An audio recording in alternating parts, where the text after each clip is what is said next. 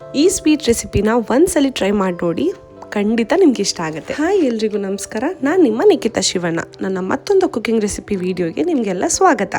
ನಾನಿವತ್ತು ಹಾಲು ಅಥವಾ ಗಿಣ್ ಹಾಲು ಬಳಸಿ ಈಸಿಯಾಗಿ ಮಾಡುವಂತಹ ಸ್ವೀಟ್ ರೆಸಿಪಿನ ಇವತ್ತಿನ ವಿಡಿಯೋದಲ್ಲಿ ತೋರಿಸ್ಕೊಡ್ತೀನಿ.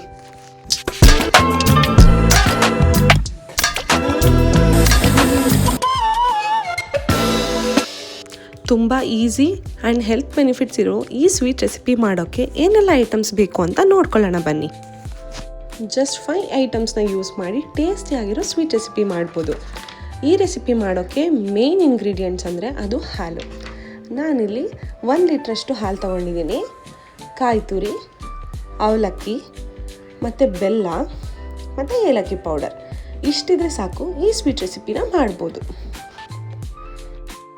ಮೊದಲು ಒಂದು ಕಡಾಯಿ ಇಟ್ಕೊಳ್ಳೋಣ. ಆ ಕಡಾಯಿಗೆ ಹಾಲು ಹಾಕೋತಾ ಇದ್ದೀನಿ. ಈ ರೆಸಿಪಿಗೆ ಮೇಯ್ನ್ ಒಂದು ಬೆಸ್ಟ್ ಆಪ್ಷನ್ ಏನಂತಂದರೆ, ನಾವು ನಾರ್ಮಲ್ ಹಾಲು ಬೇಕಾದರೂ ಯೂಸ್ ಮಾಡ್ಬೋದು, ಗಿಣ್ ಹಾಲು ಬೇಕಾದರೂ ಯೂಸ್ ಮಾಡ್ಬೋದು, ಅಥವಾ ಮನೇಲಿ ಬೈ ಮಿಸ್ಟೇಕ್ ಆಗಿ ಒಡೆದೋಗಿರೋ ಹಾಲು ಕೂಡ ಯೂಸ್ ಮಾಡ್ಬೋದು. ನಾನಿಲ್ಲಿ ಒಡೆದೋಗಿರೋ ಹಾಲನ್ನ ಯೂಸ್ ಮಾಡ್ತಾಯಿದ್ದೀನಿ ಇವತ್ತು.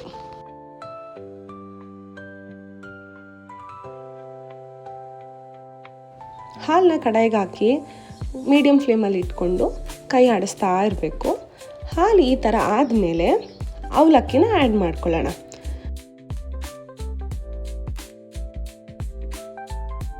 ನಾನಿಲ್ಲಿ ಫಸ್ಟೇ ಅವಲಕ್ಕಿನ 2 ಟೈಮ್ಸ್ ವಾಶ್ ಮಾಡಿ ಇಟ್ಕೊಂಡಿದ್ದೀನಿ. 1 ಕಪ್ ಅಷ್ಟು ಅವಲಕ್ಕಿನ ಬಳಸ್ತಾ ಇದ್ದೀನಿ. 1 ಲೀಟರ್ ಹಾಲಿಗೆ 1 ಕಪ್ ಅವಲಕ್ಕಿ ಹಾಕಿದ್ರೆ ಸಾಕು, ಚೆನ್ನಾಗಾಗತ್ತೆ. ಅವಲಕ್ಕಿನ ಹಾಲು ಜೊತೆಗೆ 2 ಮಿನಿಟ್ಸ್ ಈ ಥರ ಮಿಕ್ಸ್ ಮಾಡ್ಕೊಬೇಕು. ನೆಕ್ಸ್ಟ್ ನಾನಿಲ್ಲಿ ಬೆಲ್ಲನ ಆ್ಯಡ್ ಮಾಡ್ಕೊತಾ ಇದ್ದೀನಿ. ನಾನಿಲ್ಲಿ 3/4 ಕಪ್ಪಷ್ಟು ಬೆಲ್ಲನ ತೊಗೊಂಡಿದ್ದೀನಿ. ನಾನು ಇದನ್ನು ಫಸ್ಟೇ ಉಂಡೆ ಬೆಲ್ಲನ ಚಿಕ್ಕದಾಗಿ ಜಚ್ಕೊಂಡು ಇಟ್ಕೊಂಡಿದ್ದೆ.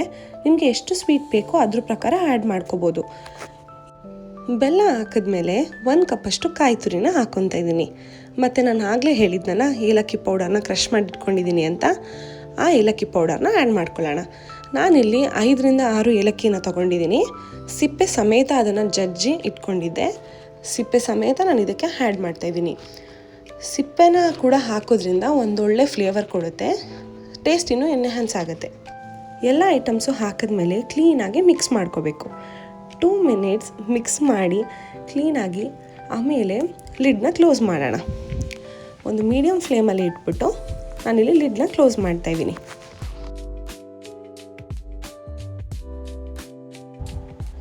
4 to 5 ಮಿನಿಟ್ಸ್ ಆದಮೇಲೆ ಇದು ತುಂಬ ಕ್ಲೀನಾಗಿ ಕುಕ್ ಆಗಿರುತ್ತೆ ಆ್ಯಂಡ್ ಸ್ವೀಟ್ ಕೂಡ ರೆಡಿಯಾಗಿರುತ್ತೆ.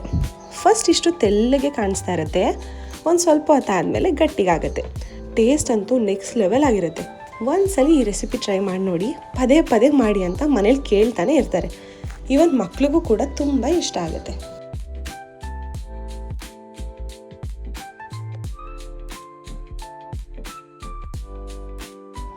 ಆ್ಯಂಡ್ ಮೋರ್ ಓವರ್ ಈ ರೆಸಿಪಿ ಹೆಲ್ತಿ ಕೂಡ.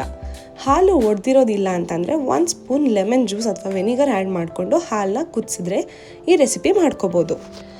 ಸ್ವೀಟ್ ಏನಾದರೂ ನಿಮ್ಗೆ ಇನ್ನೂ ಸ್ವಲ್ಪ ಜಾಸ್ತಿ ಬೇಕು ಅಂತ ಅನಿಸಿದ್ರೆ ಬೆಲ್ಲ ಹಾಕ್ಕೊಂಡು ಇನ್ನೊಂದು ಸ್ವಲ್ಪ ಕುಕ್ ಮಾಡಿದ್ರೆ ಇನ್ನೂ ಸ್ವೀಟ್ ಜಾಸ್ತಿ ಆಗುತ್ತೆ. ಈ ಸ್ವೀಟ್ ರೆಸಿಪಿನ ಒಂದ್ಸಲ ಆದರೂ ಟ್ರೈ ಮಾಡಿ ಹೇಗಿತ್ತು ಅಂತ ನನಗೆ ಕಮೆಂಟಲ್ಲಿ ತಿಳಿಸಿ. ನೆಕ್ಸ್ಟ್ ವೀಡಿಯೋದಲ್ಲಿ ಯಾವ ರೆಸಿಪಿ ಟ್ರೈ ಮಾಡಲಿ ಅಂತ ಕಮೆಂಟಲ್ಲಿ ತಿಳಿಸ್ಕೊಡಿ. ಹಾಗೆ ನನ್ನ ಚಾನಲ್ಗೆ ಸಬ್ಸ್ಕ್ರೈಬ್ ಆಗಿ ಈ ವಿಡಿಯೋನ ಲೈಕ್ ಆ್ಯಂಡ್ ಶೇರ್ ಮಾಡಿ. ಈ ರೆಸಿಪಿ ನಿಮಗೆಲ್ಲ ಇಷ್ಟ ಆಗಿದೆ ಅಂತ ಅಂದ್ಕೊತೀನಿ. ನೆಕ್ಸ್ಟ್ ಒಂದು ಒಳ್ಳೆ ಕುಕ್ಕಿಂಗ್ ರೆಸಿಪಿ ಜೊತೆ ನಿಮ್ಮ ಮುಂದೆ ಬರ್ತೀನಿ. ಅಲ್ಲಿವರೆಗೂ thank you for watching and bye.